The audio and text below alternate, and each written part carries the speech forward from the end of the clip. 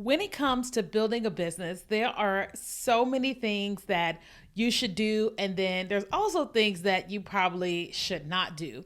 And as a seasoned business owner, so to speak, and someone who has made a lot more mistakes than I've probably made good mistakes, today I want to help you with the top 10 things that I think that new business owners or business owners are doing wrong and how to correct them. So welcome back to another episode of the Kia Kelly podcast. We are here every single Tuesday is when a new episode comes out. And then we are here on my YouTube channel. If you're obviously watching on YouTube, I want you to subscribe. We have a new video that comes out every Monday, Wednesday, and Friday, where I'm teaching you all things about business, marketing, and how to have a balanced life as an entrepreneur. And so today we are having this conversation about the top 10 things that I think business owners may do wrong. Now, granted, I could talk about a lot of different things, but I didn't want to make this like episode too long, but I really wanted to help you and I wanted to help your friends because I guarantee you that you are building a business and then you probably have people that you know that want to start a business or have started a business and you want to be able to assist them. And so if you think that somebody would benefit from this episode, you can share the link with them for the podcast, or you can share the link with them for our YouTube channel. Okay. So I have the top 10 things that I want to go over here, and they are in no particular order, but they are a list of things. Now, some of them are going to go hand in hand, but I am going to go point by point. That way, you know, okay, here's number 1, here's number 7, here's number 10, and all the things. So the first thing that I wrote down as it pertains to the top business mistakes that people made is quitting your job too soon. Oh my God, quitting your job too soon. If you are watching me on the YouTube, you can see a book behind me, and I'm going to go ahead and grab that. I wrote a book that is called Before You Quit Your Job, a strategic guide for entrepreneurs. And the reason why I wrote this book is because too many people quit their jobs too soon for entrepreneurship. I watched this when I was in network marketing starting in 2002 for 10 years. And then I watched it when I began to be an online coach in 2016. I watched coaches encourage people to quit their jobs and didn't really put emphasis on the fact that these people really don't know what they're doing. Okay. So I feel like that the number one thing that most people make as a mistake is quitting their jobs too soon. Now, if you want to grab the book, it's called Before You Quit Your Job. It is on Amazon, Kindle, Audible. But if you go to my website, kiakelly.com/book, it comes directly to me. And then I will actually sign it. And then I am the one that actually mails you the copy. Okay. So same price, but on my website, you get it directly from me and I sign it. Okay. So kiakelly.com/book. So when I think about people quitting their jobs too soon, the way that I look at it is this. So we have all gone to school since forever, and we have always been told kind of what to do, but we've also had a one-track mind, right? So once you got to the end of high school or whatever, you started having this awareness of what you wanted to do for the rest of your life, so to speak, right? Whether it was you choosing to go to college, you to go to trade school, or whatever it was, you had this track of where you wanted to go, where you wanted to head. And because of that, you have learned the system, especially here in America, you have learned the system of learning one thing and doing that one thing. And so let's just say you decided to become a lawyer. Then you learned all these things in order to be a lawyer so that you could get a job as a lawyer at a law firm, right? Same thing goes for a doctor. You did all of that so you could be hired by a hospital and to be a doctor at that particular hospital, so on and so on and so on. But entrepreneurship is a totally different thing. It's a totally different mindset, and it requires way more skills, not skill with just an L, but skills with an S, because it requires way more things that you have to actually learn and do to run a successful business. Meaning, for me, I have a coaching and consulting business.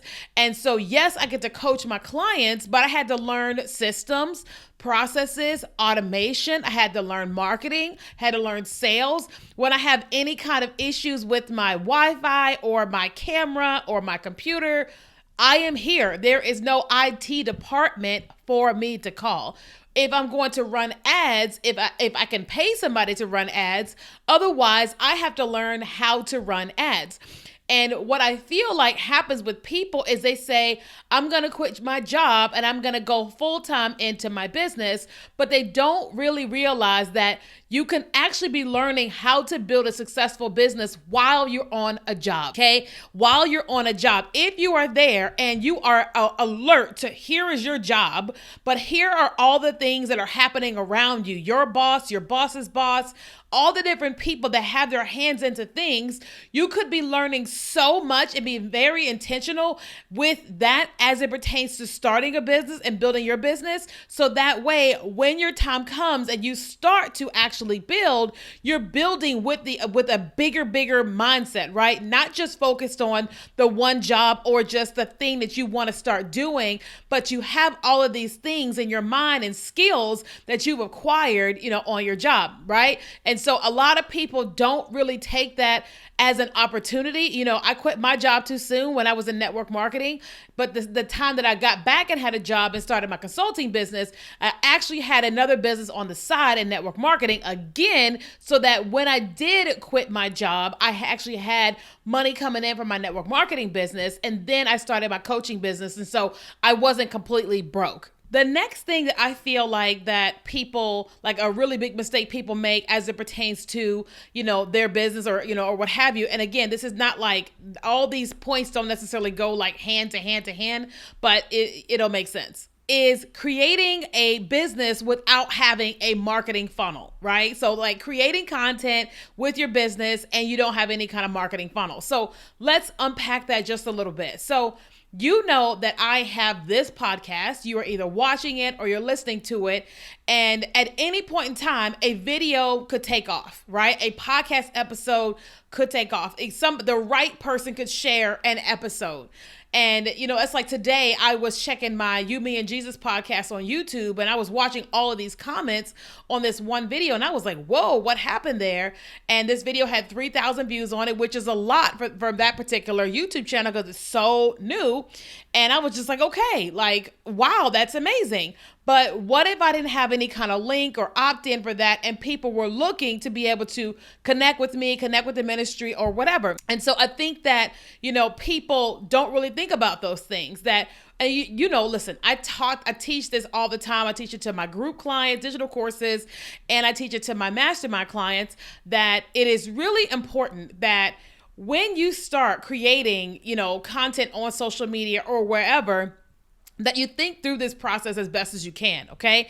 Now, what does that mean? What that means is that, like, let's just say you post a video onto TikTok, for example, and this video goes viral. You look up and there has like 200,000 views and then 300,000, 400,000, 500,000. That's great, especially if it's for your business, right? But wouldn't it be amazing if not only did 100,000 people visit your website link, but you were able to actually follow up with all 100,000? Okay, so let me explain. I say this all the time, but 100,000 people visit your website, 10,000 buy your products. That's a great day, right? But what if you would be able to not only follow up with the 10,000 that purchased, but the other 90,000 that visited because you created some sort of marketing funnel that they opted into.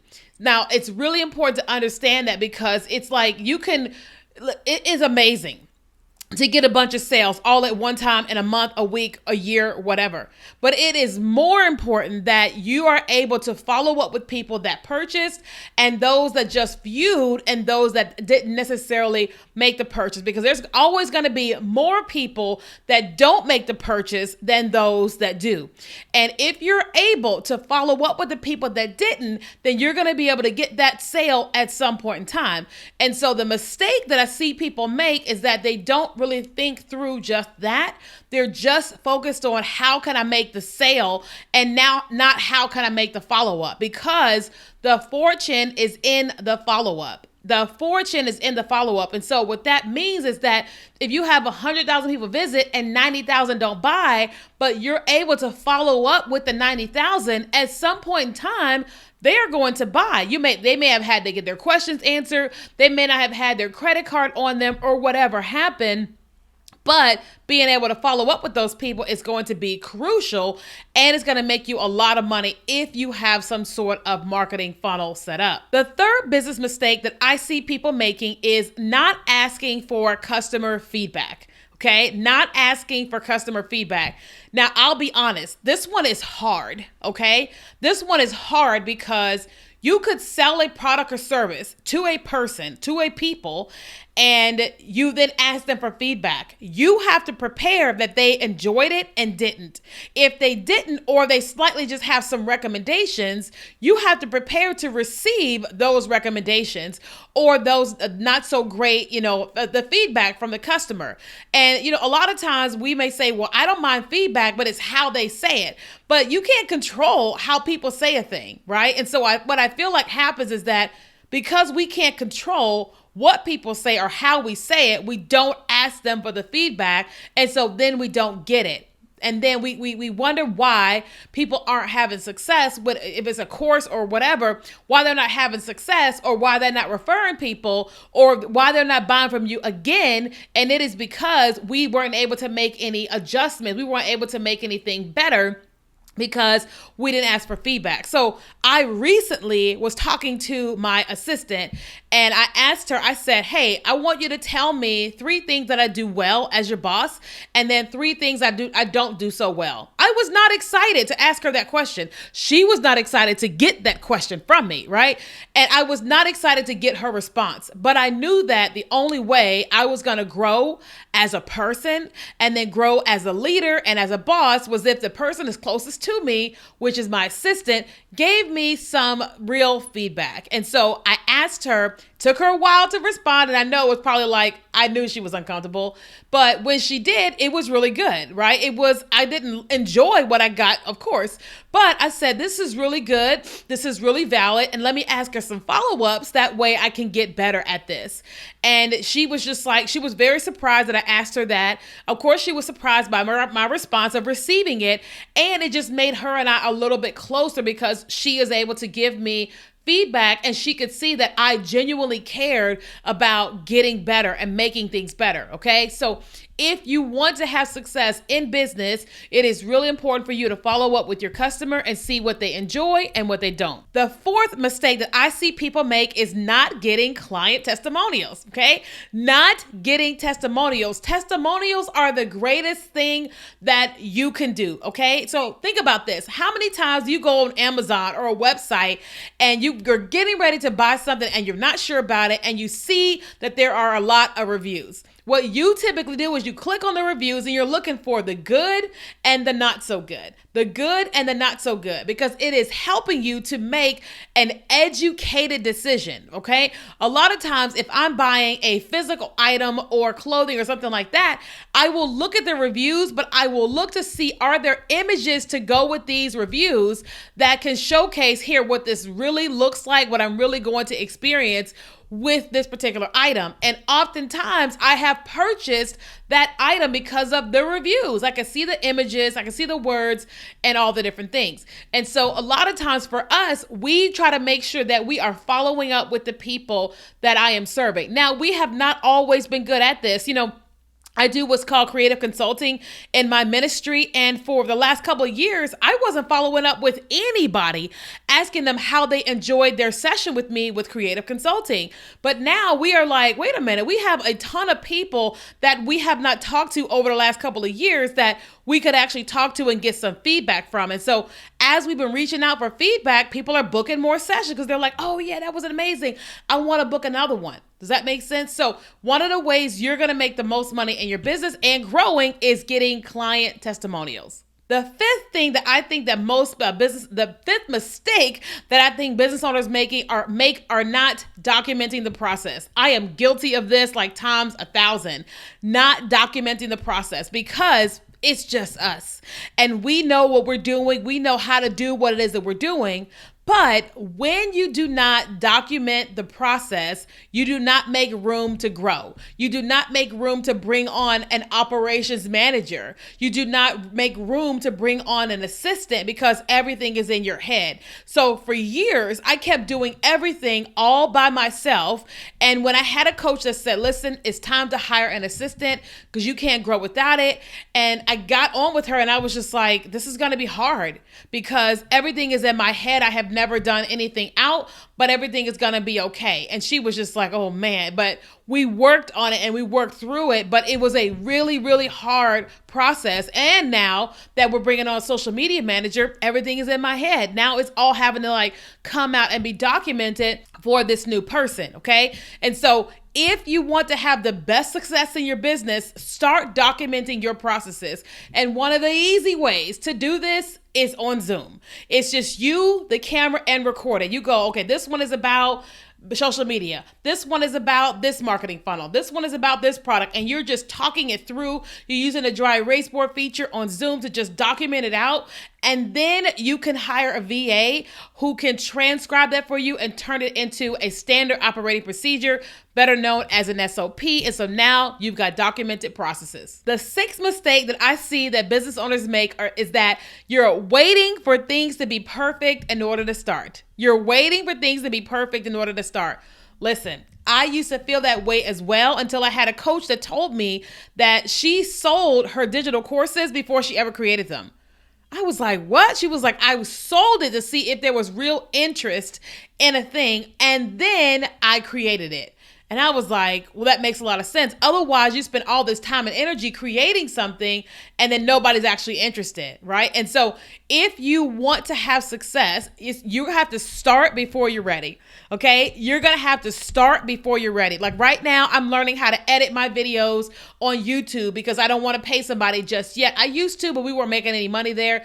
And so I'm trying to learn how to do some basic editing on my YouTube channel. So I'm learning some things and I'm putting the raw edits out there. They're not very good at all, but I'm giving myself the grace to just do that, to start before I'm ready. Like, just like this podcast is getting better over time, but I started and it was awful, but it was like, it's fine. I was recording the episodes in my closet and it's fine. Like, I'm not the biggest podcaster out there by any means, but I enjoy it. And those of you guys are listening or watching, you're enjoying it as well because I'm starting it before I'm ready. The seventh mistake that I see business owners make is listening to too many people. Good God Almighty, listening to too many people. Here's the deal. You've got amazing people that are creative, strategists, and all that. But guess what? You can't listen to a bunch of people. Even though everybody means well, their strategy is well and all that, if you've got 5 different people telling you 5 different things, you're not going to be able to make a choice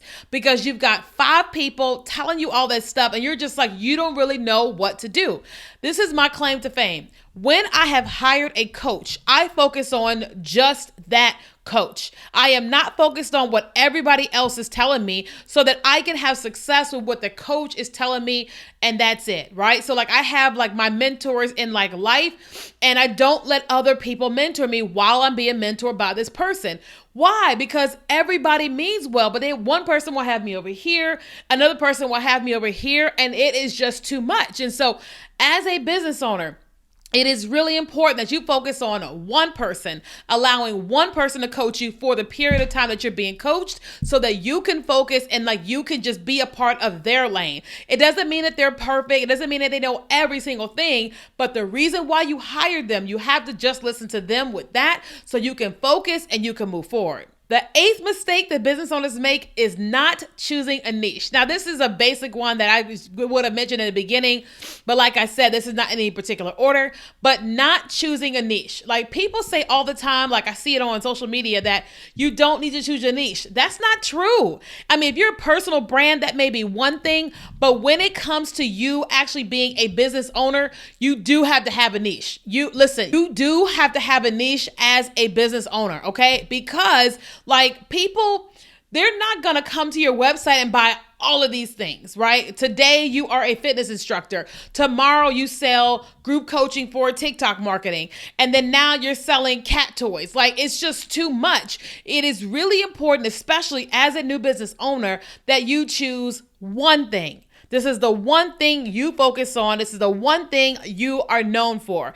Because when you do that, it's going to make it easier for you. It's going to make you easier to market, and it's going to make it easier for you to fulfill what it is that you're actually promoting. Okay. So if you are just starting out as a business, you need to choose one niche. That doesn't mean that you're going to have that one forever. It just means that for the next 2 to 3 years, 5, 10, or whatever you choose, that is what you are going to focus on. That is what you're going to become known for, so that it's easier for you. And then once you have a team, it is easier for them as well. The 9th mistake that I see business owners making is not being clear on your audience. Very similar to a niche, not being clear on your audience. And the reason for that is this: you cannot talk to everybody when you're marketing. You just can't. You cannot be talking to everybody, right? So let's just say that you're like me and I teach, short form video strategies, okay? And there are so many things out there. There are product-based businesses, there are nurses, there are doctors, there's therapists, there are coaches, there's all these different things. And if I was focusing on helping everybody with short form video, my marketing message wouldn't be as targeted, right? So for example, I had someone tell me that they think I should focusing on therapists. And I said, no. And they said, why not? I said, because I don't know as much. I go to therapy, but I don't understand therapists. That means I have to spend all this time learning about therapists versus me focusing on my business. You know what I mean? And so other people say, well, I really want you to help me with product-based businesses. And I'm like, right now, I don't do that. I focus on coaches and consultants. Why? I have spent years learning that industry.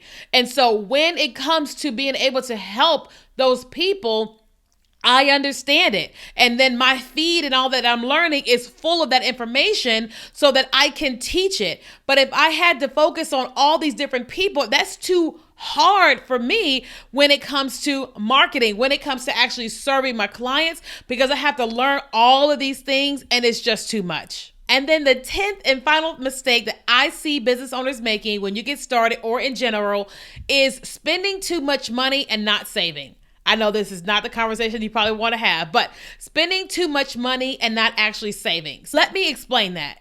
As a business, you have money that is coming in, and then you have the expenses that go out, including yourself. And then as you start developing a team, you're going to have even more expenses. Well, there are times where you're going to have a bulk of money that's going to come in. And then there's going to be a time when you have nothing is coming in.